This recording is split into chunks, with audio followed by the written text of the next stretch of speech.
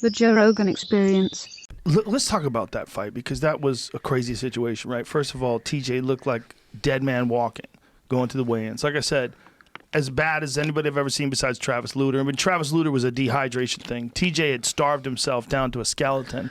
It was real weird. And then when you found out that he was taking EPO, and then he said that he was taking EPO because he just didn't have any energy from cutting that weight.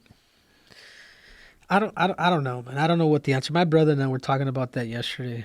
I'm not sure what it was, but I'm just I felt sick inside when I found out, Joe. Like it's like a sadness that it brings to you because, dude, it's like, yeah, we may talk stuff, you know, to each other, whatnot, but it doesn't get that personal.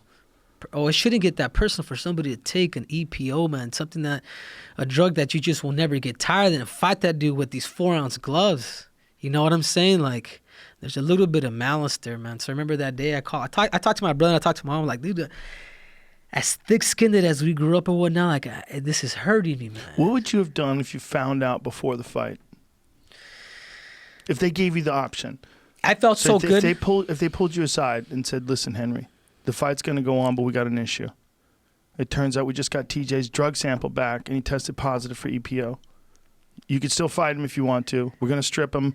We're going to, even if he wins, we're going to strip him. We're going to fine him and keep him from fighting for 2 years. He's going to get convicted of using this stuff, but you could choose to fight him. Just don't tell anybody. Well, here's my deal, man. If you're going to ask you a question like that, I got one for you, too. Okay. But they can say, like, a guy misses weight by 5 pounds. He can still fight you. That's a fucking big advantage. He didn't have to cut those extra 5. You know how many times guys miss weight and still win? Yeah. It's big. Yeah. It's a big number. When guys miss weight and wind up winning the fight, I believe, who was talking about that? One of the commentators, might have been Dominic Cruz. He was talking about guys missing weight and then winding up winning the fight because they have an advantage. They didn't cut the weight. We all know there's a certain point in time where you shouldn't lose any more weight. But we also know there's a dark land where most people don't want to travel through, where you can make it through. You could get to that point where you don't want to do it anymore. You're fucking dying inside, but you stay in there an extra 20 minutes and you make the weight. Or some people don't. But the guy who doesn't, look, it's bad for your body to cut that much weight. The guy who leaves those extra 5 pounds on his body, that's a big advantage. That's big. Yeah, it is, but also, it is actually, it is. But what's bigger, that or EPO?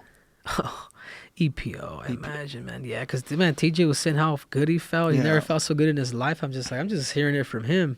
Yeah. But also, in that fight, that's when I felt like the most prepared, Joe. Like, I felt, even till now, my career, I'm retired, like, I'm really done.